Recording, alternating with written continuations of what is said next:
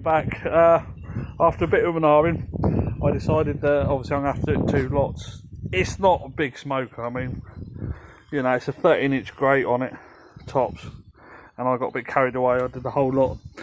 You'll see down the bottom there is basically I've just got the lumpwood going today as well, because these are cooked. I'll cook these a little bit harder, a little bit faster. I've got briquettes that I can use. If I do something like low and slow, like a pork shoulder or brisket, I would use the briquettes because they're a lot. They burn a lot slower. This one I'm using Weber, because basically, you know, it's what I can get around here. Weber Firelight is fantastic, and I'm not sponsored. Applewood smoke chunks. I've got some post oak that I put in. All the Texans will know what I'm on about. Basically non-treated oak, and I would do that for briskets, short ribs, anything sort of meaty. Oh no, look what's happening.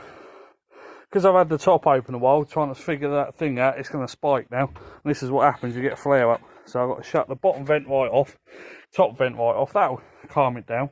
The joys of using charcoal, eh? Basically, it's that influx of air, it superheated the coals, hence you get a massive flare up.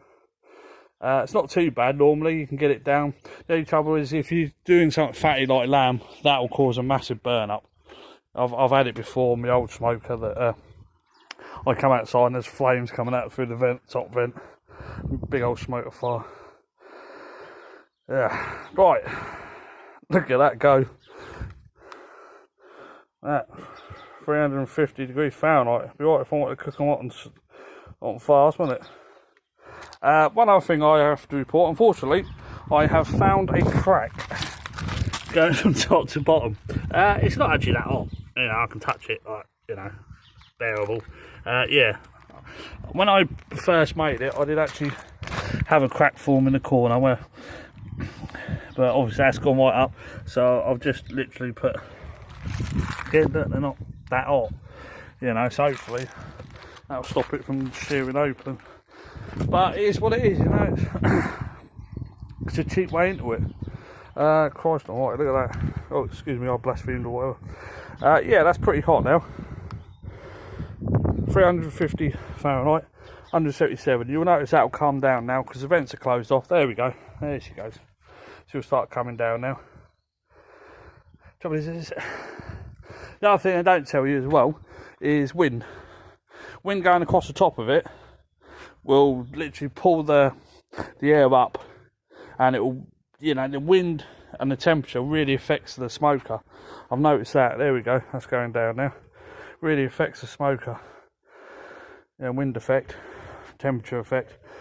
And if you get a wind blowing across the top of it, even that's why I went for something ceramic, because obviously, you know, because it's quite thermally efficient and insulating, hopefully it sort of nullify the effects, but it doesn't.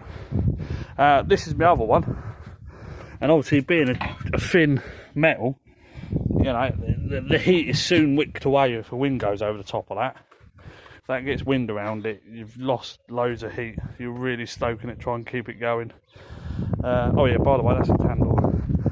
I haven't used it in a while, but she's still going. Look at that.